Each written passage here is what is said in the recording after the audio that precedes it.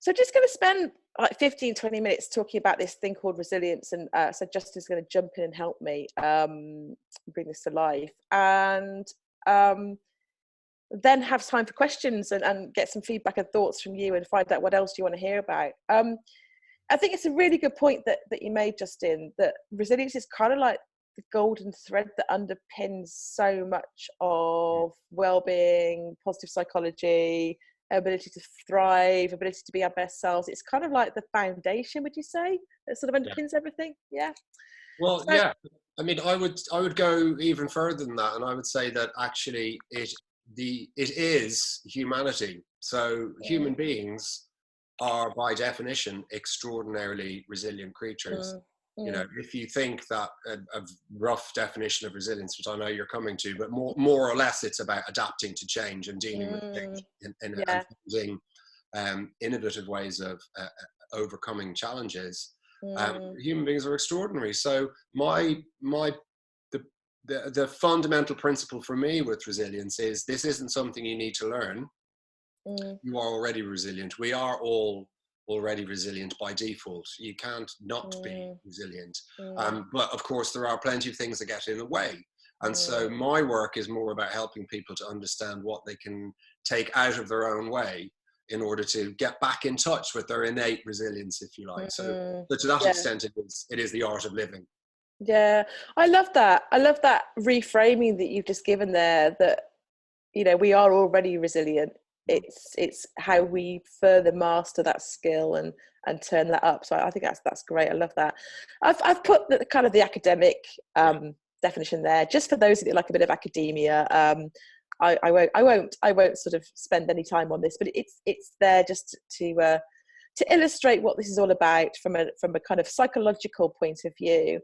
I think in terms of how you would describe this to a layperson, got this little analogy here that may or may not work, and this idea about it being this sort of capacity that you can build. So this idea that you've got stuff coming in, you've got life happening to you at the top, and then so it's kind of things flow in and then things flow out at the bottom, and being resilient is really not just about managing that inflow when it gets too much or maybe it's too little. It's also about being mindful of what's coming in and knowing how you can kind of preempt stuff that might be happening. So this is the idea, this kind of this capacity of personal intelligence. So it's not just about kind of managing what comes in and what goes out.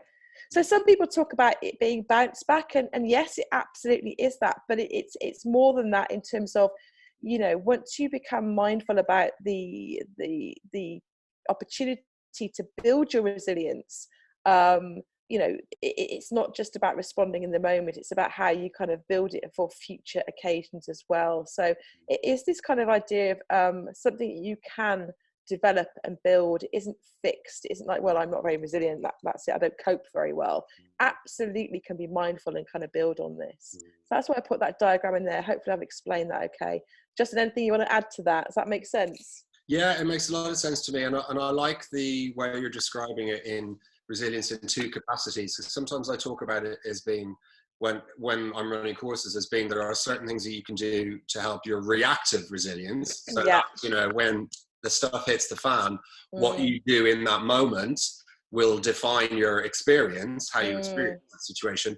And it's also proactive, as you've been talking about, in that there are other things that you can do on a more deeper, longer term level.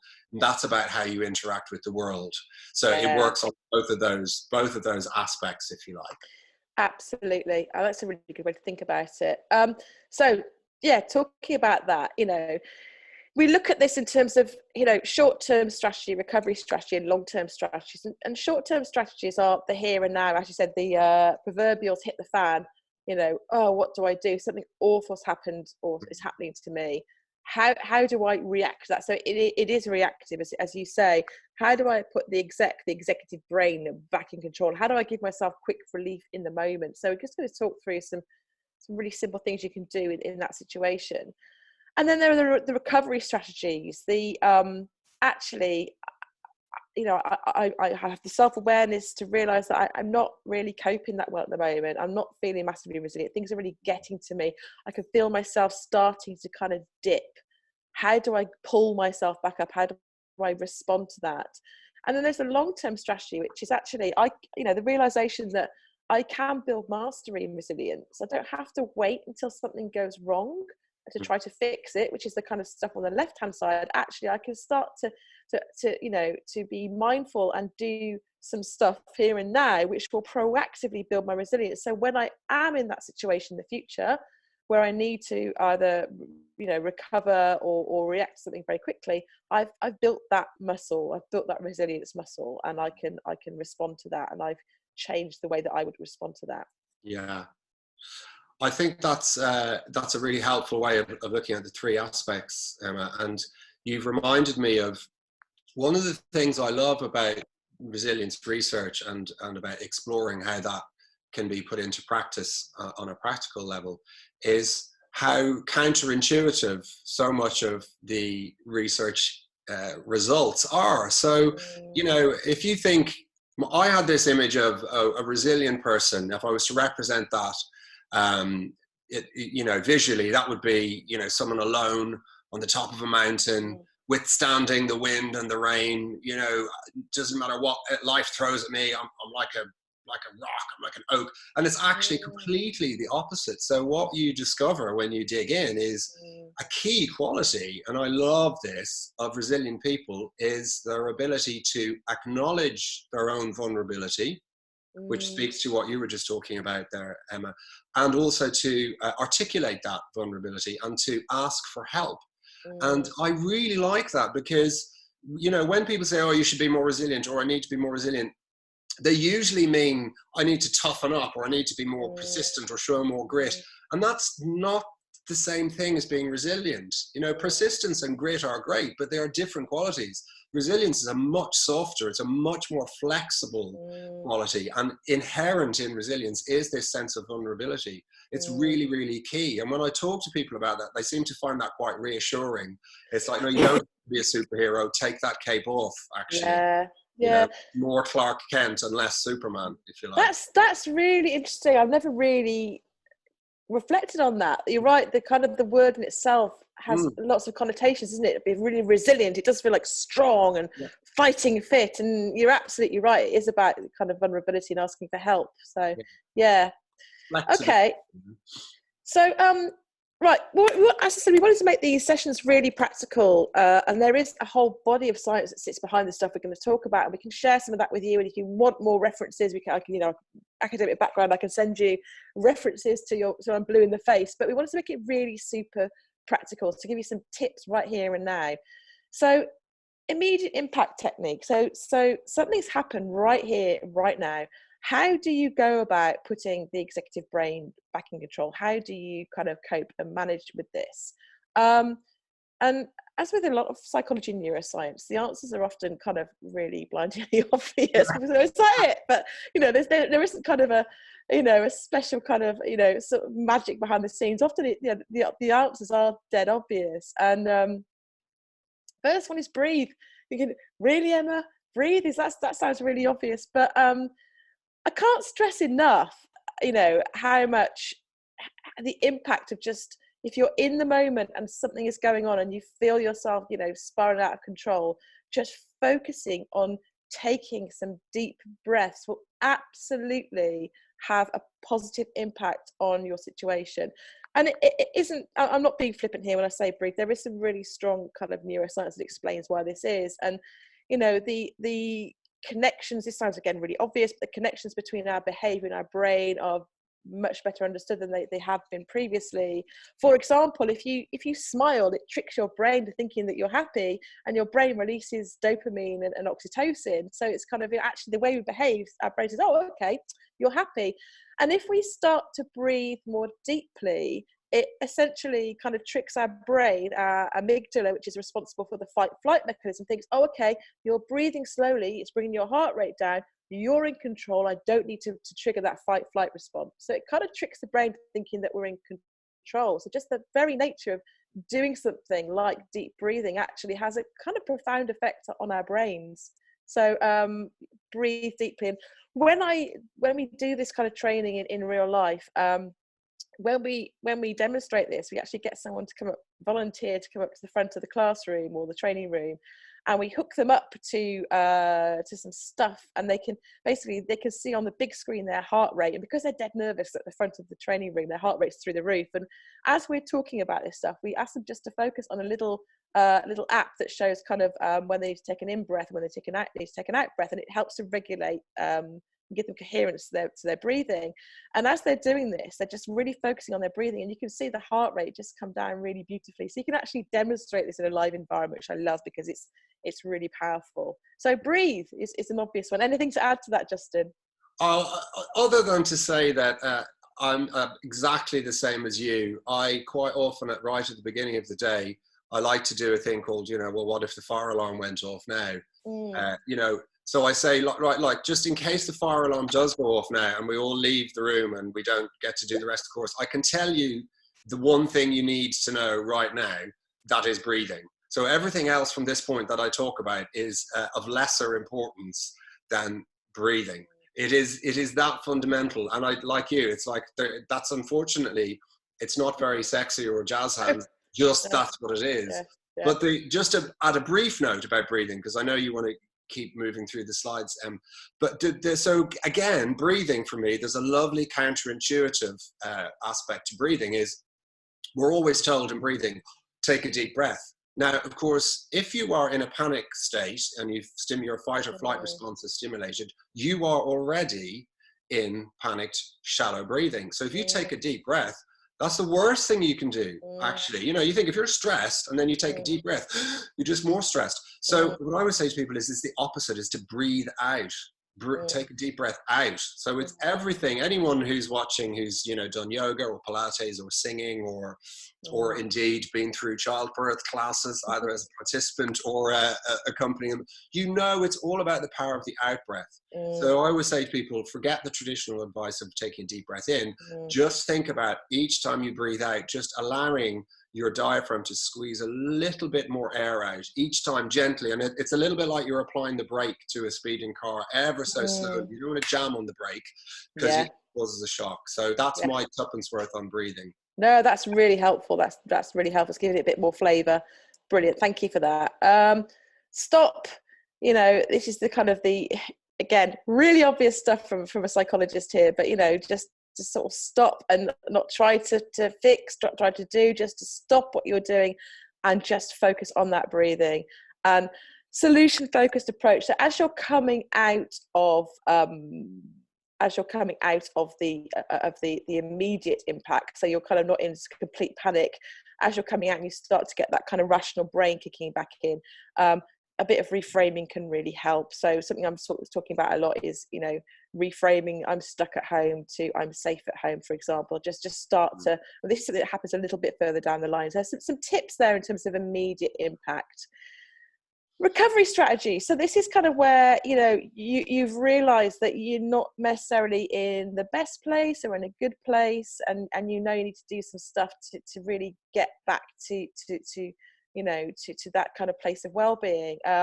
And this happens to us all, and sometimes it can, again, practicing that mastery, we tend to spot this sooner rather than later, which is why the mastery bit is so important. But, there's some really great tips, really simple tips that you can follow to help you recover when you're in that place. And this is taken from, you might have come across a great guy called Sean Aker, who's a Harvard professor, and I'm a massive fan of his work, called The Happiness Advantage. And what I like about Sean's work is he shares some really simple, practical tools that are grounded in neuroscience and psychology. So there is method behind the madness of these things that can genuinely help you recover. And there's a whole load of science behind these, but writing down 3 things you're grateful for every day helps to rewire your brain. So we've discovered a lot about neuroplasticity over the last sort of 20 years, which is the fact that our brain is not as fixed and static as we thought it was many years ago. And the way that we behave and the way that we consciously act and the things that we tell ourselves have a huge impact on our reality.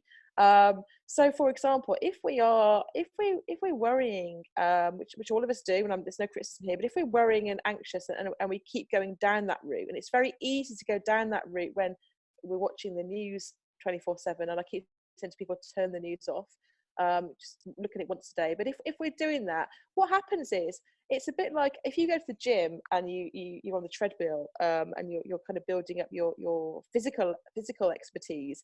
You know, after a while, you might be good enough to run a 5K or a marathon even.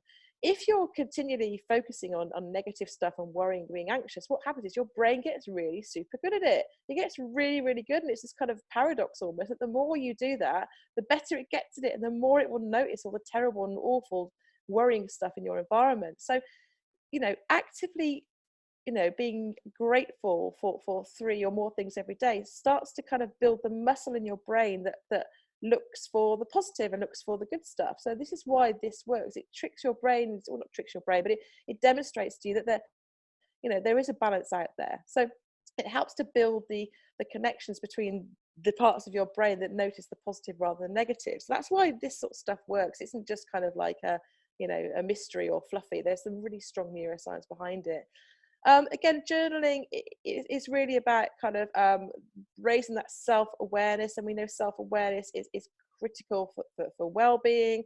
The thing with positive psychology is, once you get into it, there are lots of different areas that all start to kind of overlap, but journaling can really help to kind of help you recover from that place that you might be in. Exercise, I mean, where do I start with that? There's a huge body of research that shows that again, the way that we behave has an impact on our brain. So exercising is shown to release all sorts of brilliant neurotransmitters. Exercise teaching us that what we do matters, that we have some sense of control. It links to a whole range of different psychological kind of constructs and ideas. So exercise is absolutely crucial. Meditation, I'm going to come back to that in a minute, but meditation in the short term can have a huge effect. When I started studying positive psychology quite a few years ago now, I went into the classroom the first week and they talked about meditation, and I'm like, I'm not like a natural meditator. I'm not someone that's ever got into yoga before, and I'm a scientist, and it all felt a little bit fluffy and a little bit like for me. And as a scientist, I had to look at the body of evidence, and I'd say, it blew me away, the amount of research out there that shows the positive impacts that meditation has. I had to take it seriously. And I'm sure most of you on the call are far more open-minded than I was back then, and are probably already well on the bus with this one. But if you're not, don't discount it, because it really is a bit of a superpower when it comes to well-being and resilience. And random acts of kindness.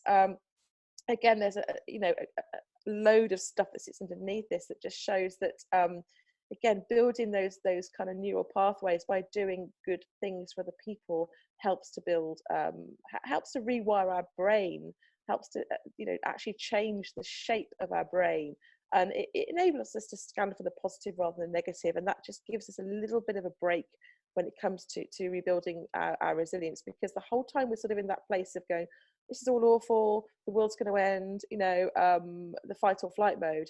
It's really, really hard to get out of that hole. And what these tips do is they enable you to kind of walk, stride out of that hole that you might be in. Anything to add to that, Justin? Well, that's such a comprehensive and deep list, isn't it? We talked, Emma, briefly before the call, saying we're doing 45 minutes on this topic, and we could do 45 years on the topic. I suppose the only thing I would add is just that you are the best judge of what works for you, and you've probably had the same experience, Emma, and probably everyone on the call. Some of you will have tried gratitude and just gone, nah, and other people absolutely love it. Same with mindfulness meditation. Some people just don't, it doesn't work for them. And I always say, it's like, don't then make that another tool to beat yourself up with. Yeah. I can't even meditate. What's the matter with me? I'm so rubbish. Actually, we all know, some of us, I've got a dog, and I know that the best thing I can do is go for a long walk on my own with my dog. That's just an extraordinarily helpful thing for me to do physically and mentally. I used to sit and meditate, but since I got the dog, I sort of go out and walk. So trust Yeah, your instinct. You know what works for yourself, but try them out. I mean, that's what the lovely thing, Emma, is you know, the research shows, doesn't it? It's 21 days, it's 3 weeks, and you will notice. You'll yeah, go, oh, I yeah, just haven't reacted the way I would normally, or it yeah. just starts to take over really quickly. We're so adaptive, humans. Absolutely. Yeah, I love that. I love that. And you're right. I mean, going on to the meditation bit, which we can talk about a little bit now, I've got a husband and son are both autistic, and they really struggle to meditate, and they just, the minute I even talk about meditation, I can see them, the kind of Yeah. they're not into it at all. But even just sort of talking to them about sights and smells and being in the moment, and saying, just even talking to my son about a meal he's eating, saying, how's that taste, what can you taste, what flavors really coming through, just getting him to focus in on his immediate kind of reality can help. So I think there's kind of ways around it, isn't there? So Yeah. okay, so longer term strategy. So this is kind of, Justin, we're going to get you back on in a few weeks to talk about your resilience toolkit, right? That you're going to be launching. Is that right? Yeah. So the culmination of many years of research and practice, this is the perfect time. Mm, I'm not delivering any live face-to-face training, so I'm at home, and it feels very timely mm, to turn my attention towards that. So it's called Everyday Resilience, and it's a practical toolkit to help you deal with the ups and downs of yeah. daily life. So we're not looking at major life trauma here. We're not looking at illness or losing a loved one or anything like that. We're looking at the stuff that is tricky on a day-to-day Mm, level, because it's tricky. And right now, obviously, we're all going through a communal trickiness, mm, which mm. can actually serve to bring us together and help us recognize that we are more interconnected than we think. So yeah, that's coming up by the end of the month. Cool. That'll all be live. Awesome. So we can revisit this when Justin comes back to talk about that. But the long term strategy is really about building that mastery. Thinking actually, I may be okay today, but at some point in the future, inevitably, no matter how good things are, at some point things are not so good. No matter how bad things are, things will get better, and that's the beauty of life. So just being mindful of the fact that at some point, building up your mastery around resilience is a good thing to do. So I wanted to just focus a bit on meditation, and what I think I might do is get a proper mindfulness expert to come and guest in a week or two, because it's not my area of expertise at all, other than I've studied it as an academic and been blown away by the research. But I was really cynical when I first started studying positive psychology about this meditation thing, and this is where I was at. So I'm not going to read all that out, but some of you might be quite familiar. Others of you, I'm sure, are kind of really expert in this. And if there's anyone on the call actually that is an expert in meditation and mindfulness and wants to come and guest, let me know, because it'd be great to have you on. This is where I was at. And when I looked as an academic studying for my master's, started looking at the science, the studies, it's hard to kind of really ignore this.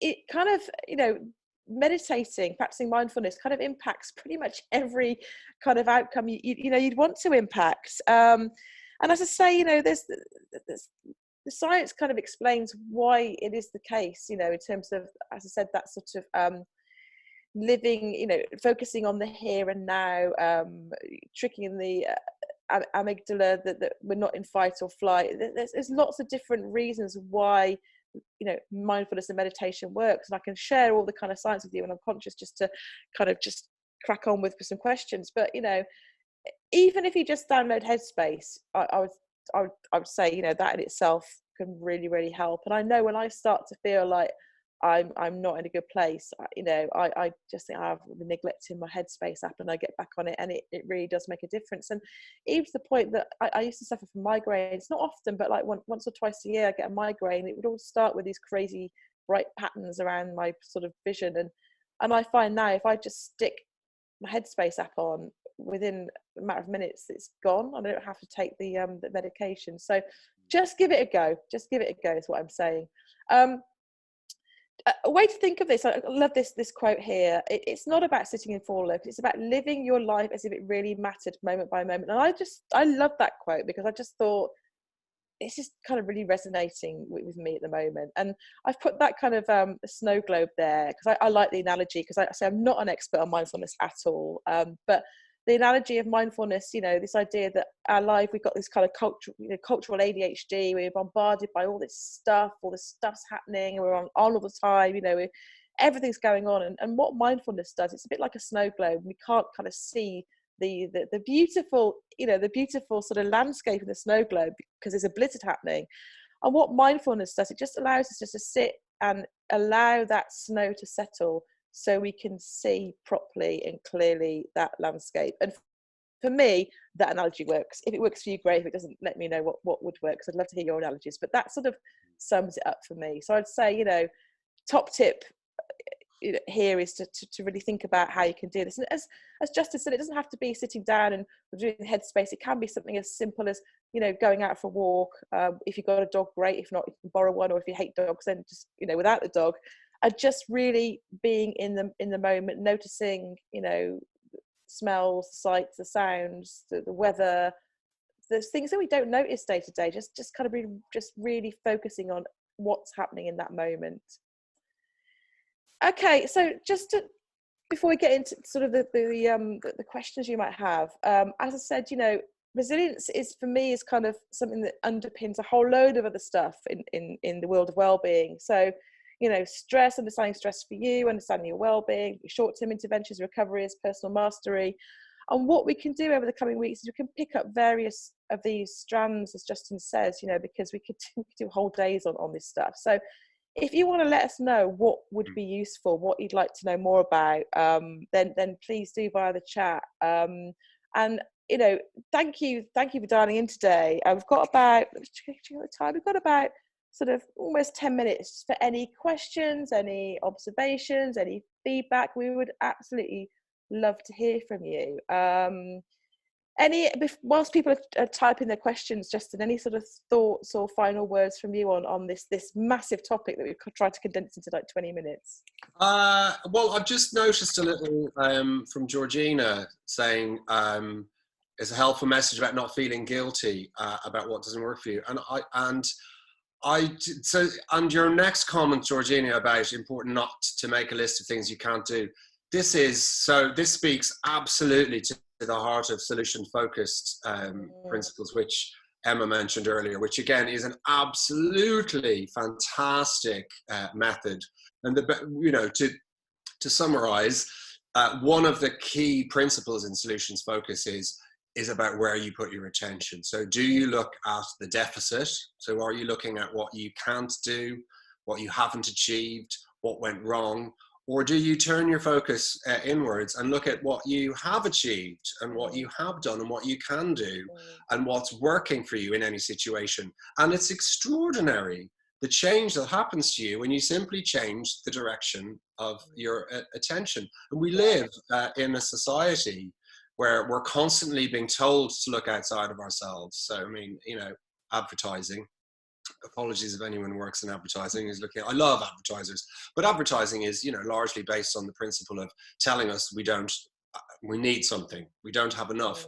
And I think one of the things that's been interesting, that's been happening anecdotally anyway, from people I've been speaking to, is that a lot of people have been going, wow, one of the things I'm realizing now, 3 weeks into the shutdown, is how little I actually need and how I don't miss so much of the things. There are things that people miss, and what I'm hearing is that what people really miss is intimate contact with other human beings. And I just mean that physical proximity. That's really hard for us as humans. But all of the stuff that we think we need, that we're told we need, we don't. There's some great exercises that we can do, isn't there, about just simply where do you put your attention, and straight away you've changed, you've gained more power over and built your resilience by simply looking at what's already working. Absolutely. And it's really making that point about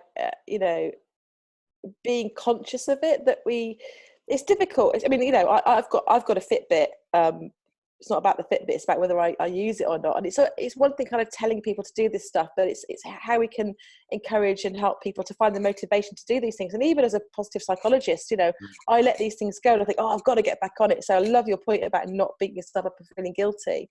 But, there's that point about just trying to make that point about, the power that we have within ourselves that we don't realize to really reframe this stuff, and how absolutely powerful that is. Like I say, rather than I'm stuck at home, I'm safe at home.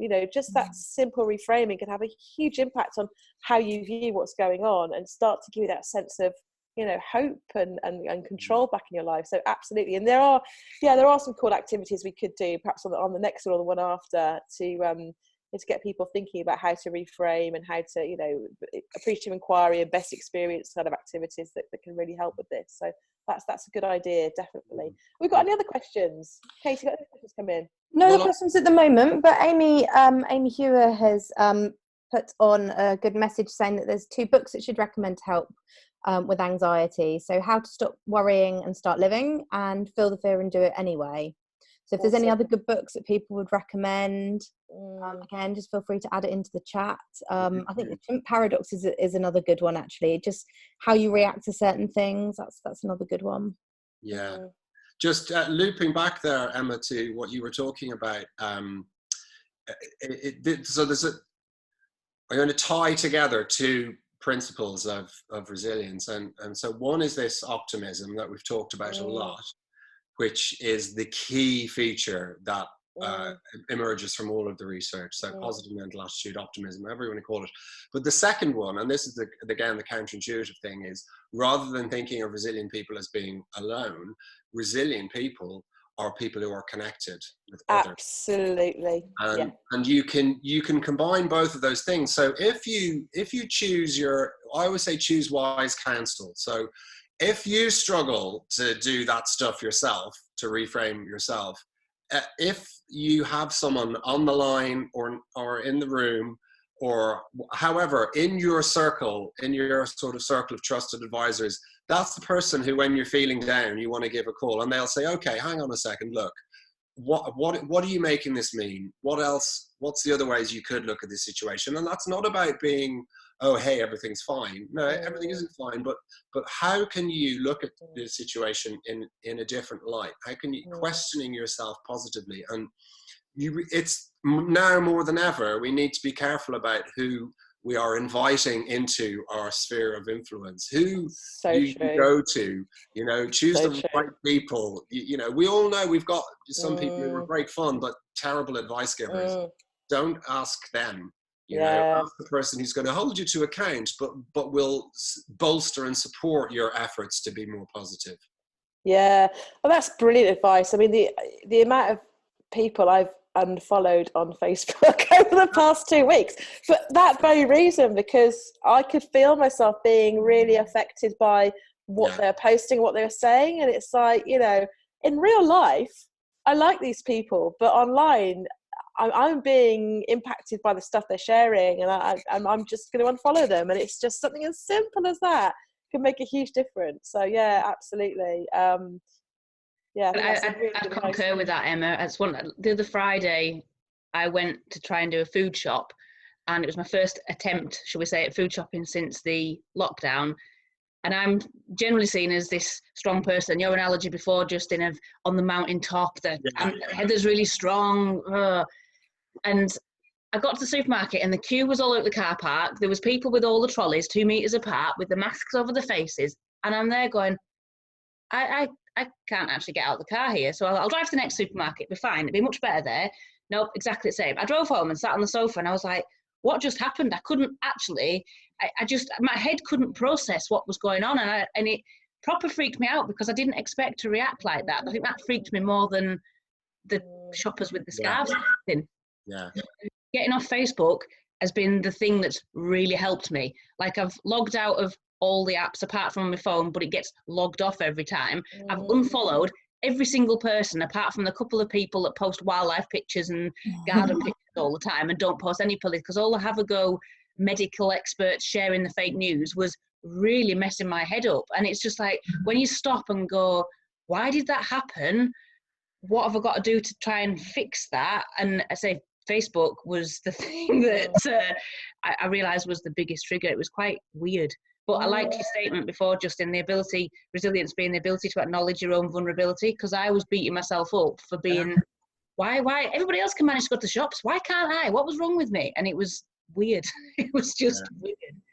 We have, you know, by nature, evolutionary terms, our brain is naturally fearful, you know, because that makes sense for us, in evolutionary terms. So what doesn't help is us adding to that fearfulness. And that's the stuff that we can control. So we can't control, that's a natural response for us all right now to be scared.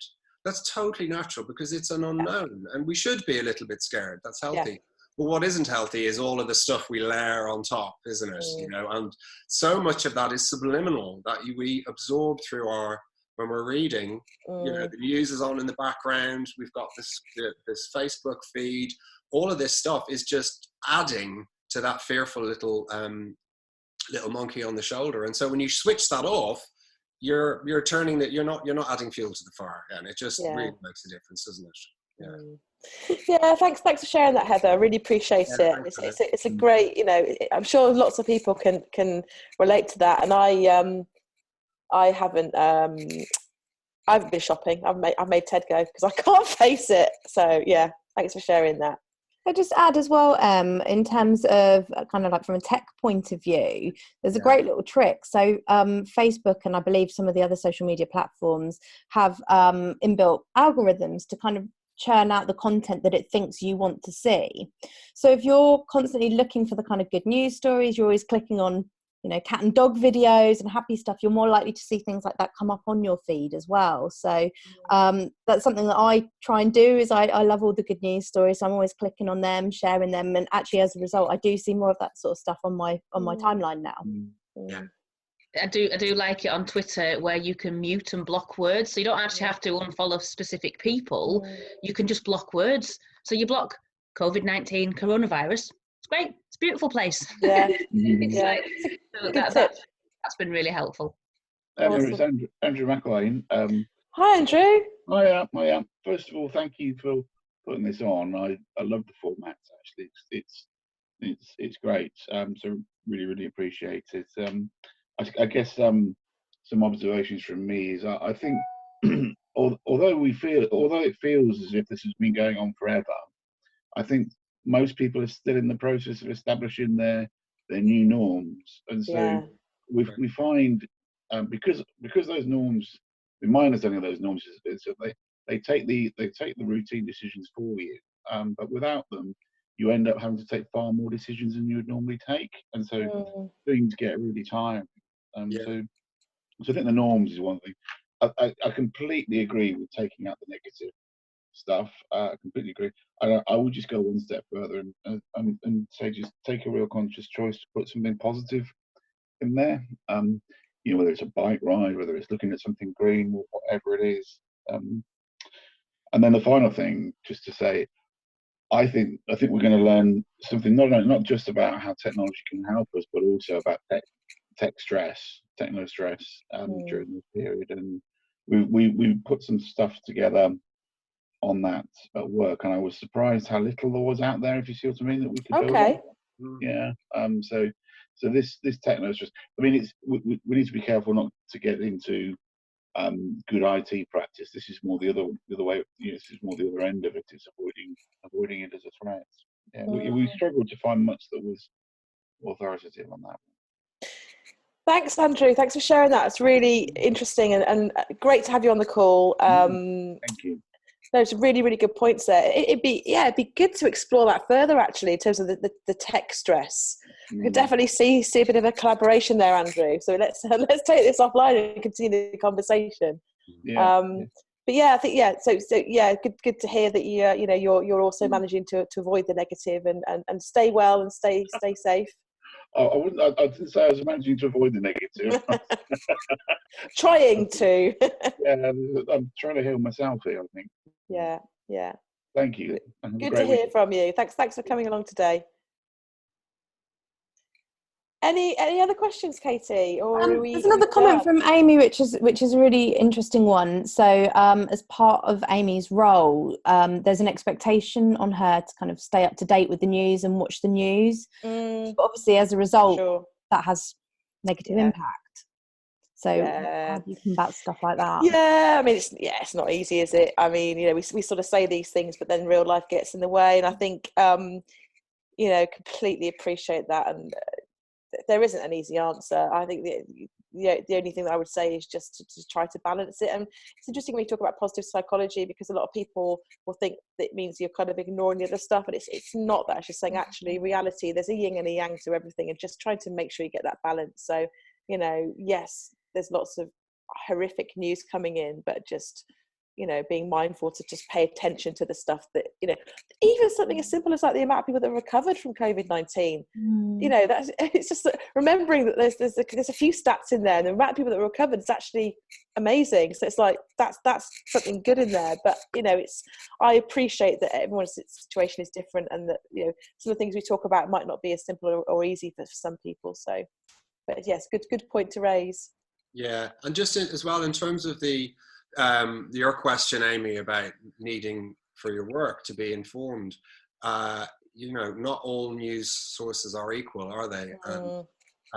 It might be worth doing a little bit of research to find the closest thing to an unbiased, factual news source that you can find. And I'm sure you're doing this already, but you know, how the statistics and the current developments are presented does vary hugely from your news source. And I don't know, even if there's some resource online about, I don't know, an HR resource. I don't work directly in HR, so I don't know. But whether there is like a daily digest of what are the developments that are specifically related to HR that you could consult, rather than having to subject yourself endlessly to the news. Yeah. So I think it's maybe about being selective about choosing exactly when you do watch the news, and doing that once a day, and watching it specifically through the lens of, is this relevant to me in my role, and then switching it off, because there's 24-hour news, and that's a parade of endless people with an opinion about something that you just don't need to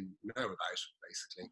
Yeah, it's good advice. Good advice. Yeah. Okay, well, I'm conscious that we said we wanted to make sure we didn't, you know, we gave you time to get to the next call if you've got a next call. So I'd just like to say thank you so much for joining us. I really appreciate it. We've had a really good turnout and some great feedback already. So thank you so much for that.